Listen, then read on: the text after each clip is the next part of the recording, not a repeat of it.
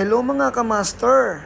Another day, another videos na naman tayo mga kamaster. Kumuha lang pala ako dito mga kamaster ng clip video kasi ang hirap talaga makuha ng full video. Kaya ito ngayon yung aking kwento. Bago nga pala tayo magumpisa sa ating kwento mga kamaster, magpapakilala muna ako. Ako nga pala si Roderick Flores mga kamaster. Ang part 2 ng pagiging vlogger ko mga kamaster. Sorry nga pala mga kamaster, ngayon lang tayo nakapag-upload ulit ng ating pagiging vlogger mga kamaster. Ang hirap kasi mag-ipon ng mga video mga kamaster.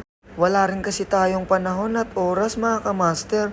Kaya tinatimingan ko talaga mga kamaster mag-edit, gumawa ng mga videos na ipapakita ko sa inyo mga kamaster. Umpisahan na natin ang ating kwento mga kamaster. Araw na naman kasi ngayon ng Huwebes mga kamaster. Alam nyo ba sa araw ng Huwebes, last day ng ating trabaho mga kamaster. Kaya ngayon, makakagawa na naman tayo at makaka-upload ng ating video mga kamaster. Dito nga mga kamaster, iba't ibang training ang mga makikita nyo. Ito kasi ang mga paraan kung papaano palakasin ang mga player mo. At ito rin kasi ang paraan ng aking boss. Kaya kayong nag-uumpisa maging coach, sumunod lang kayo sa mga turo at habilin ng inyong mga instructor, coach o mentor. Sundin nyo lang lagi mga kamaster para tumaas din yung IQ nyo sa pagtuturo. Kasi kung mahina ang ugat, mahina rin ang puno. Kaya paano mabubunga? Aray ko!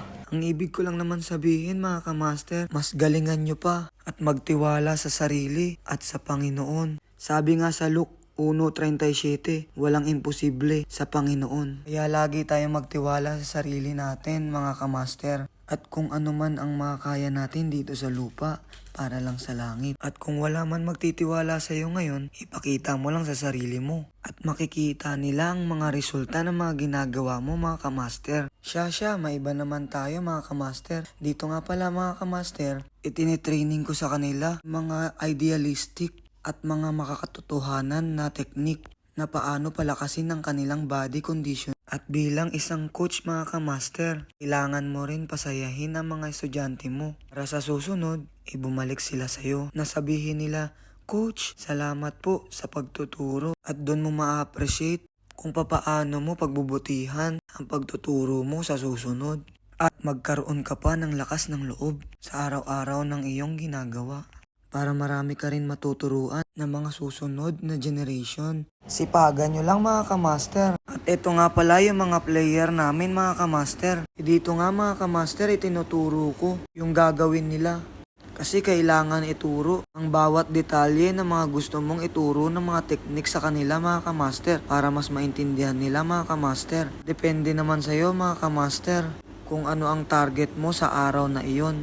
Kasi para sa akin mga kamaster, inuuna ko talaga ang basic bago pumunta sa advanced technique. Para yung flow ng kanilang katawan mga kamaster, ganado. At hindi sila mabuboring sa kung ano man ang iyong ituturo mga kamaster. Sa mga estudyante dyan, lagi nyong tatandaan, trust the process lang tayo sa mga tinuturo ng mga master nyo o coaches o teacher o mentor kung ano man ang tinatawag nyo sa kanila. Para pagdating ng mga competition, magagamit nyo na mga tinuturo sa inyo ng mga master nyo. Kaya kung ikaw ay nanonood o nakikinig sa aking video, at kung may natutunan ka, paki-like and share naman para mas marami tayong magawa na video. Salamat po mga kamaster!